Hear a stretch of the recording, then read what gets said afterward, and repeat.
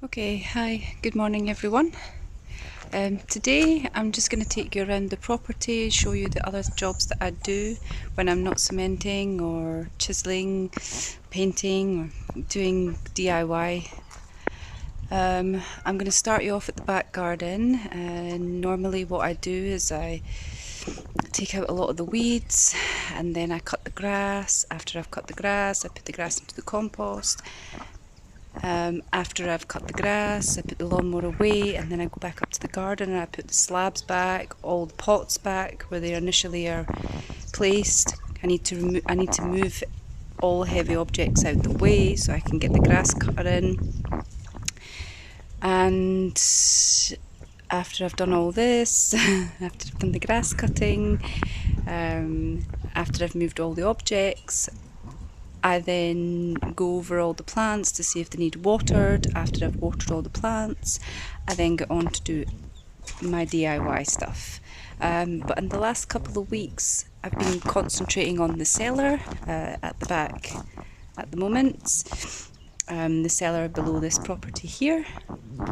I've been concentrating on that for the last couple of weeks. I've also done a renovation in the living room in the house.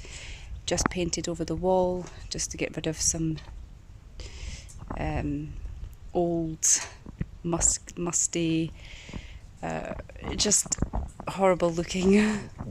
It's not mould on the wall, but it's black over time with the soot of the fire, etc, etc. I will be going to the paint shop to pick a paint, to choose a paint for that wall. Never mind, let's get back to the garden now, that's a different story.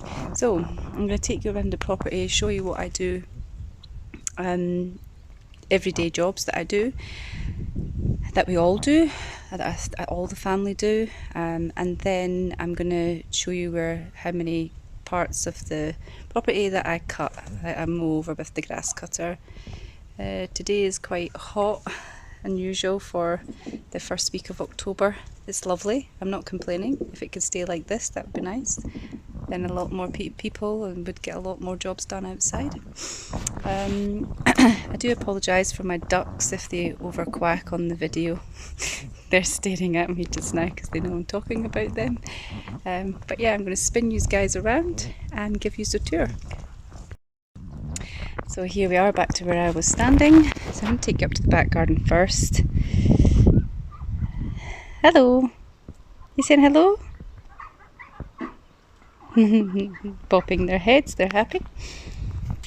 So at the moment, everyone, this is our first year to be initially put our produce in place. Last year we were battling through compost, mixtures of soil, multivitamins in the plants.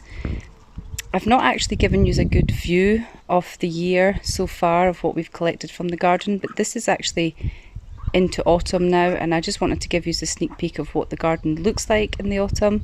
I wish that I could give you a tour of it in the summer and the spring, but I didn't start videoing then. I've only just begun in the last couple of months. So next year will be a good season for us for videoing, because we will be more established. We have the greenhouse, the polytunnels, we've got all the hydroponics. Might be quite interesting for you, hydroponics feeders, the aquaponics, etc.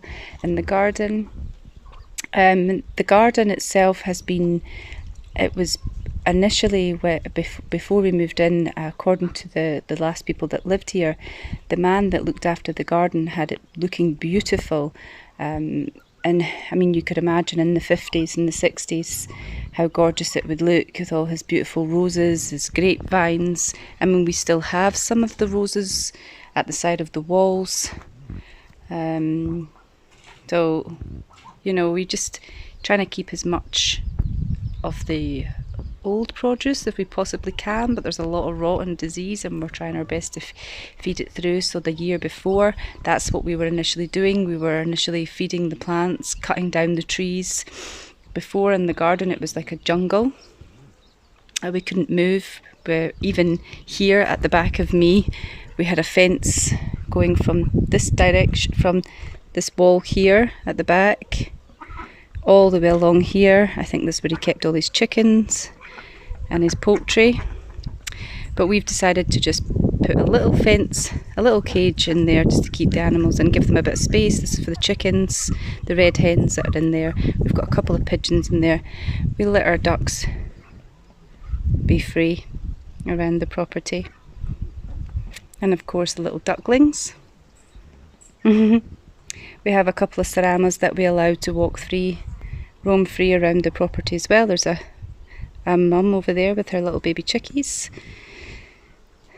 They're not as messy as the red hens. The red hens can tend to make a lot of mess. They go into composting buckets that I have sitting at my window that's ready to get put up to the compost. Any produce that we have left over in the property, we just open the window and stick it in a bucket. The red hens tend to go up there and peck away. The Saramas, on the other hand, not really. They don't tend to go up, so they're quite good. Good job, Saramas. So I'm going to take you up to the back garden. You're all sitting in the shade. That's it, thank you. Oh, okay. So here we are. I've just got my brush up here. I was sweeping the path. The chickens also tend to get up here in the path, and the ducks, and they like to dig up my path. That's a lot. It's wood chip path. It will hold a lot of bugs at the bottom because of the dampness. So that's what they like, the earthy bugs. So here we have, at the side of the polytunnel, we have many different types of produce. We have a few cherry trees that are here. We've cut back. You can see the autumnal leaves that are starting to show. I have... Here was coriander. It was as tall as the statue, the coriander. I've just taken the coriander branches away. There is fresh coriander growing back just now. If I try and get in here and show you guys, you can see the little buds at the bottom. I've just thrown a few more seeds there because if you throw some seeds from your plants that you've had growing in the spring, it's great because it mulches down into the soil, and then it gives you a stronger and bigger plant for the spring when the buds start to show on the trees. The plants start to come up through the soil. It's perfect. So it hibernates away for the winter and then comes out. I've got a strawberry plant that's there. I picked it up from the garden. I just put it in a little pot that I designed. So we've got some squash in there that's ready to be harvested. That's 1, 2, 3 there, that's good to go, ready for harvesting. The 2 back ones there don't look too happy. So this is I'm going to take the mower up here and I'm going to cut all this grass. It's amazing how pretty it looks when you cut the grass back. So I've got a bucket there full of sage. I love sage, or some of you might say sage. I did have some parsnips in there, but the birds took the seeds away. It's very difficult to grow a lot of produce around farmers because the birds come for their seeds and then they come into the gardens and they take our seeds. And I've got a lot of Brussels sprouts at the back as well, as you can see there. So I experimented. I wanted to experiment with the bucket for the Brussels sprouts, and I wanted to experiment on the ground for the Brussels sprouts. They're looking a little bit tired, they need a little bit of water. It's been a dry week. We've been expecting some rain, October, but it's summer all over again. Here we are. So at the back there's just a wall. We have a tap. We've got a hose that goes right through the polytunnel. It's a sprinkler system. I will take you in there to let you have a look. I'm going to try and be quick on this video because I can talk and talk and talk. And normally what I do is I talk that much that the video ends up about 2 hours and people might get bored of that. So I'm going to just try and speed things up a bit. It's a bit messy in here because we've got to cut back all the cucumber plants. But the hydroponic system started here.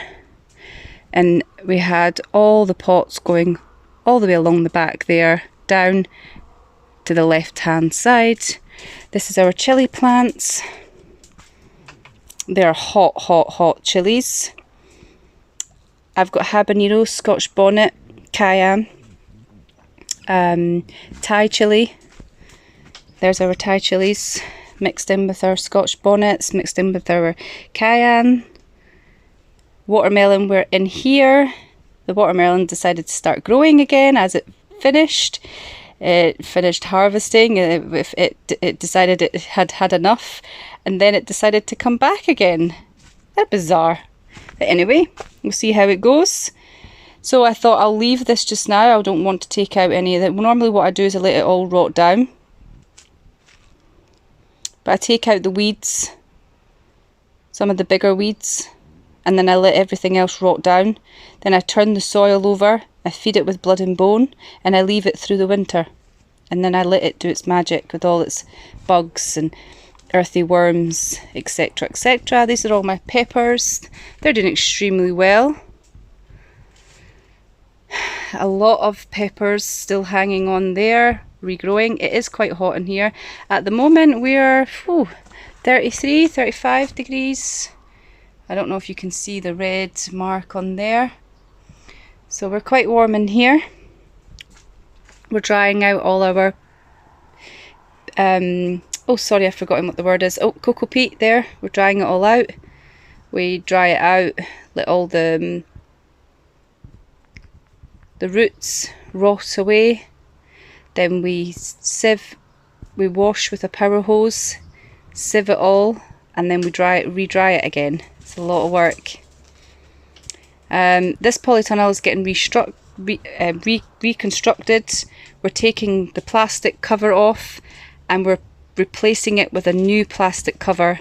This is 2 years we've had this plastic cover for now, and it's time to get rid of it and get a new one.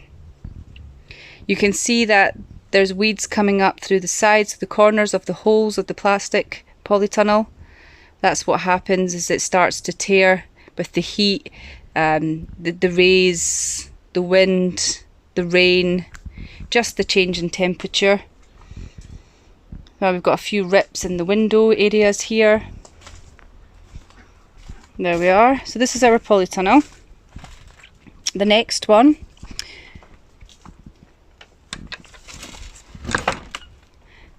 here is our tomato polytunnel. It's a open-ended polytunnel with a mesh on the front. We shouldn't really have the mesh on the front because it's good to let all the bees and the nature get in. But when the birds get in, they get a bit pesky and they start nibbling on our fruit, and we don't like that. So I think they can just stick to the outside and they can have what they want in the outside of the garden. If they come in here, they get stuck, then they die and they fall down and it's not pleasant.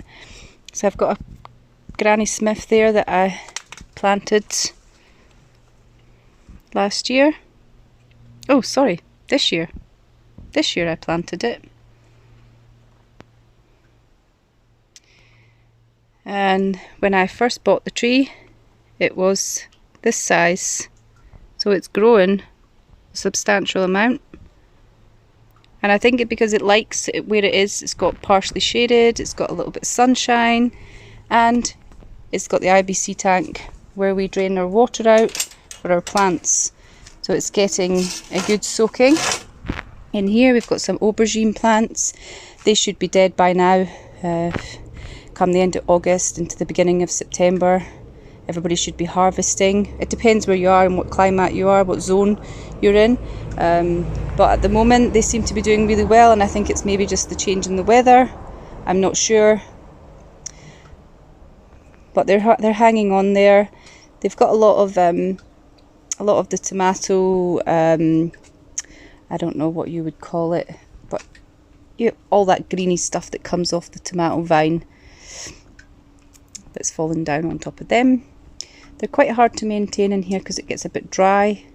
The middle of the ground there, they're just planted into the ground with mixed soil.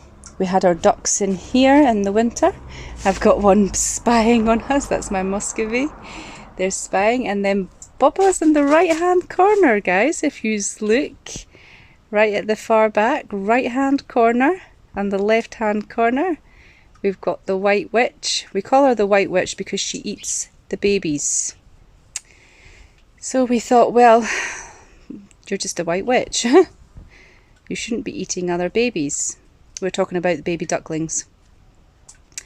So yes, this is our tomato tent. Tomato were doing extremely well this year. Last year they weren't doing great at all. This year they're doing fabulous. And I've got my little spider there. She protects us from all the bugs. It's not a very good lens on this camera, I do apologise. I'll have to get an upgrade when I get more subscribers. So we've got all our cherry tomatoes, we've got our plum tomatoes, we've got our beef tomatoes, we've got our just cooking tomatoes, edible sandwich tomatoes. If you want me to name all the varieties, I could name all the varieties. We've got the pineapple, the pineapple, the pear tomatoes, we've got plum tomatoes, beef tomatoes, ox heart tomatoes, St. Peter tomatoes. There's a lot that goes on. So if you just look at your variety, your vintage variety of tomatoes, we bought the full package and planted them in. So this is our second hydroponic system that's still up and running. It's great that you guys could actually have a sneak peek of how it works. So what happens is the pump is set on a timer and it switches on, the water pumps through, feeds the tomatoes. We feed the tomatoes with a mineral, a vitamin mineral that it requires, as in if you use blood and bone for your soil, or if you're mixing in compost like with peat or horse manure or cow manure, you know, the liquid does the same thing. So it has all that it needs, goes through all the tomato system, feeds every single box in the tent, and then drains through at the bottom back into the tank. So there we are. We've got another chilli plant sitting in there too, and me in the shade. That's great. So this is the garden.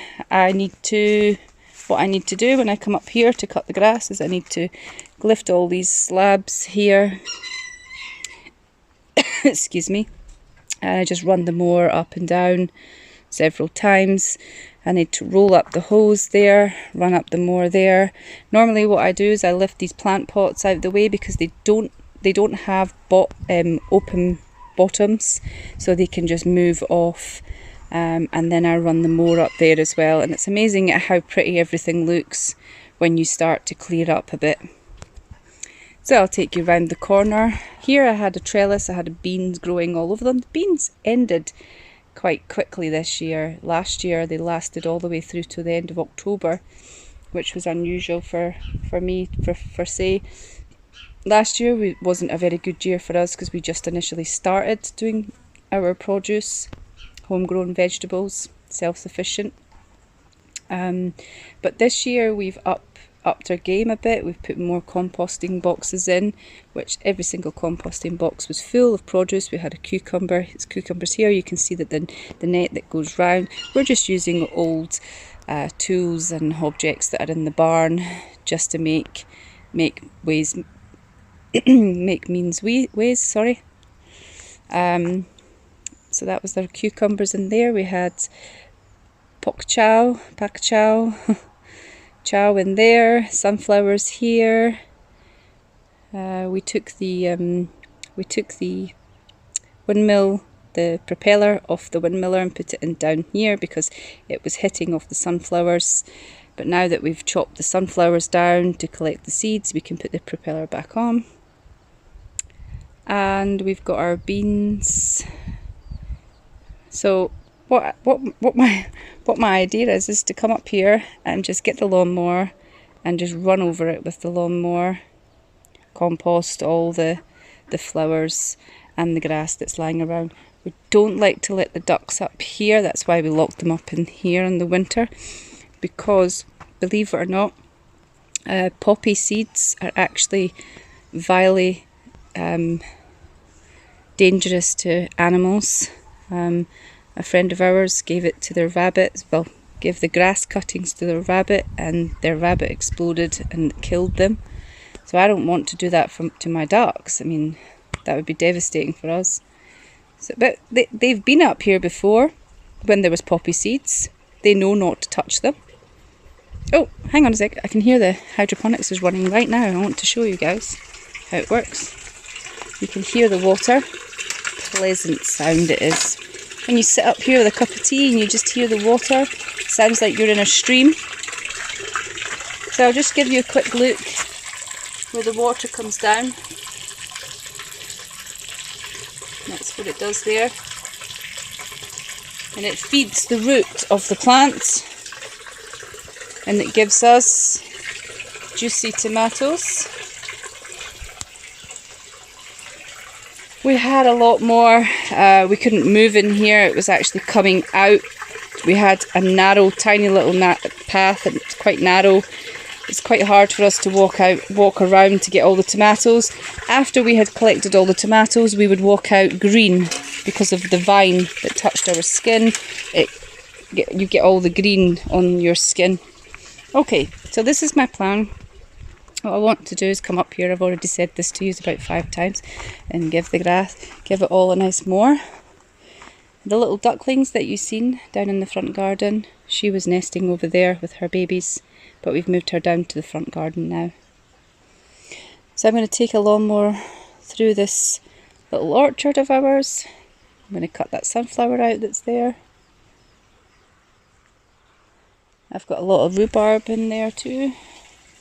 Tends to do extremely well with the white witch there. Hello, darling. You sing hello. You sing hello. Yes. We've got tomatoes growing everywhere. We've got some tomatoes growing here too. They were going up the sides of the vines. So this is our plan. In the garden we want to make paths going up and across each and every bed that we've built. This bed's getting rebuilt. We only put it up fast because I had a lot of produce this year from seeds that I grew, and when they all work you don't want to get rid of any, you want to keep them. So of course I ended up with a lot of tomatoes. This is our tomato trellis outside. This is my little place of harmony. I've got basil growing at the front. The flavour of the tomatoes is super tasty when you plant the basil in the same ground as the tomatoes, right next to them. So we've got this trellis as well in here.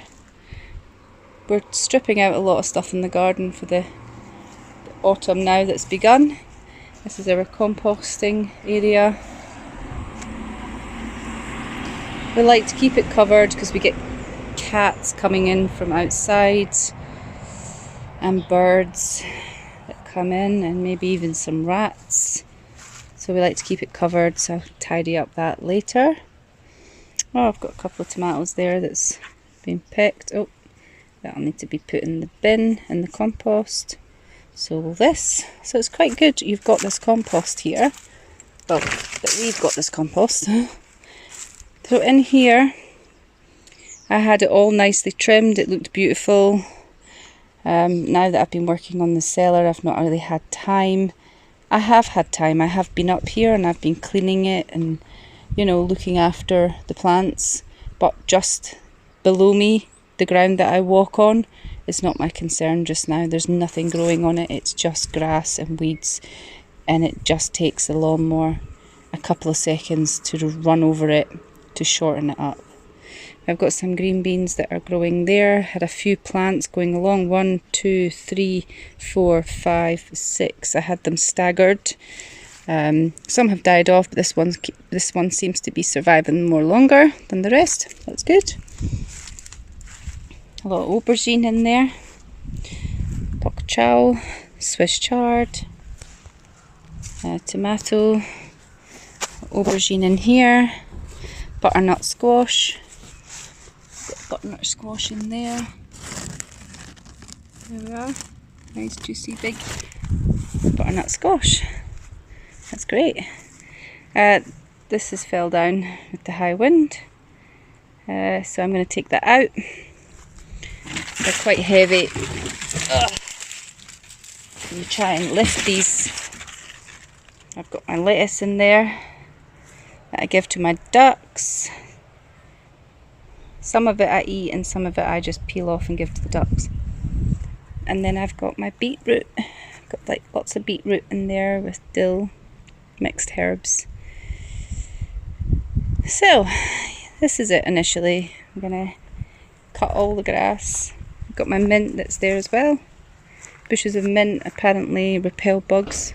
Oh, it doesn't actually work that well, but sometimes it does. I've got a little tomato bed there with basil and growing in.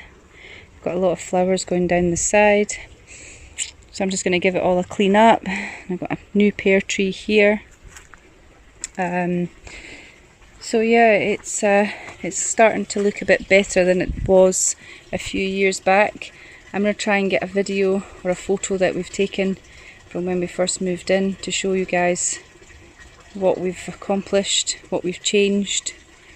We had behind the red windmill there, the Texas windmill, behind that there, that was a massive pear tree there, about 8 feet tall, 9 feet tall, maybe bigger than that. I'm not very good with my measurements, estimated measurements. All the trees that you see along the back there, they were higher than they are now. We've cut them back just to keep them in good shape, because we noticed that the pear tree had a disease. A few of the cherry trees that are in the garden had diseases, and I think that's maybe why a lot of my produce is getting affected. Maybe, I'm not sure. I've read up on it and it said that it shouldn't do anything to your produce. It might affect the roots of the trees, the new trees that I've planted, but it might not. It depends if we've caught it in time, so we just need to keep an eye on it. We need to check. We have to wait until probably now, well, middle of October we can start cutting things back, November, December, or we can leave it to lie dormant and cut them back in January before the spring. I think it's good to cut them back before the winter, because then it has the winter to kind of hibernate itself and then then bring itself back to normal in the spring. But a lot of people tend to not like to do that. They think that if you cut things back before the winter, it destroys the trunk, it destroys the roots, because the moisture gets in, the dampness, and it kills them. But yes, so what I'm going to do is I'm going to leave you guys just now. Stay tuned and I'll show you what the garden looks like after I've cleaned it up, after I've cut the grass even. And then you guys can have a look at how pretty it normally looks. To be honest, I actually want it to be a little bit more prettier than it is, but there's a lot of rotten trees that are needing to be taken out. There's a lot of things that I need to change about the garden. There's a lot of things that I don't really enjoy looking at, but they're free and they're recycled, and yeah, my husband's put a lot of effort into making it look good, so therefore I'm going to enjoy it for a good few years yet, and then I'll say to him it's time to change things. So there we are. Oh, look at yous all lying there. Don't complain, I'm just walking past. I've got my greenhouse as well. I've got a greenhouse that I have citrus plants in. Okay, I'm not parking on your space. I've got carrots that are growing over there in that composting bed there too. Not composting bed, sorry, raised bed. And this is another place where we cut the grass. It takes us a long time. What takes the longest is moving everything. I can see why a lot of people just have a plain, big, massive, great big green field, so they can sit on their tractor with their lawnmower at the back and just do their job. This is our greenhouse. got a lemon tree outside because it's got a little bit of aphids on them. I've got insect soil there that I found in the shed. It belonged to the owners that lived here before us. They left a few things in the shed. I've not used it yet. I'm not sure about the date on it. It says it kills bugs, but I want to keep the bugs in there because apparently oh gosh, I've lost my chain of thought again. The insects, the creepy centipedes and worms and everything are good for the soil. Apparently they eat all the little flies and the aphids, etc, etc. So, you know, I decided I'm not going to use that. I'm going to keep them in the soil. So this is our little greenhouse. We sit in here. Sometimes we cook. We just heat up our hot plate. We don't use it to fry anything or do anything smelly. It's not good for the plants. We just use it to heat up our food. So I've got a pepper plant there. I've got an apple tree. This is a hydroponics apple tree. We've taken out the hydroponics because we've shut down the hydroponics now for the winter. That was a seed this year in April. So this is the height of it now. And the one next to me was a seed in a plant pot. We wanted to do an experiment. I'm going to go back in here so I can turn around and show you because it's quite annoying that I have to zoom the camera from left to right. So here we go. So hydroponics, big one there. Soil pot, there. So there's not much difference. I mean, there is a lot of difference in how the other one's more greener, it's got more leaves in it, it's more lively. This one is growing slowly with just a few leaves on it. So I think the hydroponics is a good idea if nobody's tried it before. If you would like to know any more about it, just give us a comment on the comment boxes below. Like and subscribe to our channel, please. That would be great. And thank you everyone that's subscribed to our channel. Thank you everyone that's liked our channel. Thank you to everyone that's watching. It helps. Even watching helps. If you've got time, just hit the subscription button there. And if you've got a little bit more time, you can have a look at our shorts. We do little videos of a lot of things from day to day. Funny, comical, adventurous, working videos if you want to have a little look at them. Well, I'm going to leave you all with a nice little viewing of my herbs and my spice plant, lemon trees, and I'll say goodbye to you. Have a lovely day, and I'll see you tomorrow for a new video, which will probably be back in the cellar and cementing it, getting the wall finished. Goodbye everyone. Have a nice day.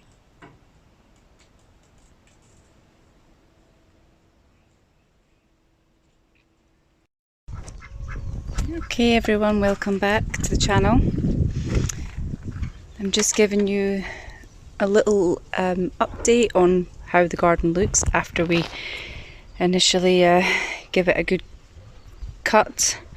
So we've cut back the grass. Well, I've cut back the grass today. It looks so much better, a lot neater. There's a pathway to get through now. And this side's been done too. There's still a lot of weeding to be done at the sides, the corners, etc. Oh, it looks a lot better. In fact, it actually looks better in eye view than it does on the camera. Cameras are they're just not good for natural beauty. They fake a lot of things up. I suppose they're good for... Sorry, I had to stop there because the tractor. I suppose they're good for making little funny pictures and, you know, filtering the lens for if it's at night or if you're under a light or if the sun's too bright and you need to filter it. It's, you know, it's good for all that. But when it comes to natural habitat, nature, the lens just doesn't do it justice. You have to be here in your eye view to look at how pretty things look. So I've finished cutting everything, I've tidied it up. All I need to do is just take the sunflower plants there that's fallen over. I need to cut these sunflower ones down too at the back. Everything else is still growing on the first, the second bed. The third bed is now getting decompost along with the fourth bed. There is a little tomato plant that's in there at the moment. I don't know why, it's just, it was cucumbers that were in there, and there's 1, 2, 3 tomatoes. It's crazy. So next year this bed's going to be full of these pretty flowers. There we are.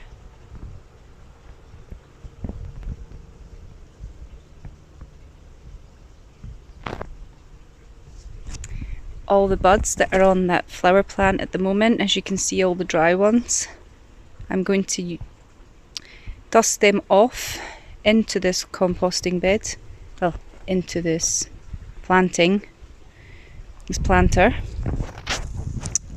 and use them to flower the beds. So I've got flowers at this end, and then I'll have some flowers at the other end.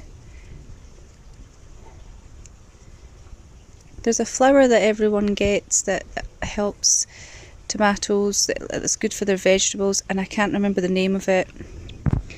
It's similar to the one that I've just shown you. Oh, I just remembered, marigolds. I had a couple of marigolds, but a lot of them didn't come up this year. There was a different flower. It's from the marigold family. So I'm going to put a lot of marigolds this year. We're planning on putting another polytunnel up, which is going to be spectacular. I'm not going to take away the prettiness of the garden and cover it with lots of polytunnels. These chicken huts will be getting moved from the back wall. We've got our little apple trees here. This apple tree here was planted just after my dad passed away. He wanted a tree with his name on it, and to, you know, remember his first visit in France. So we did that. We put an apple tree there for him. And my duck ate the leaves. Him right there, Bubba, that's his name. I call him Bubba. I love the muscovies. They're my favourite. Hello Bubba, you're spying on me. Come on Bubba. And this is this female. You can see she's a bit dirty because he likes to have a go of her now and again. Hello Bubba, say hello.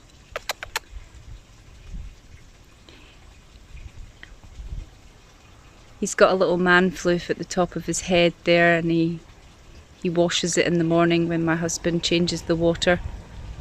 He likes it. It's like a man in the morning combing his hair back.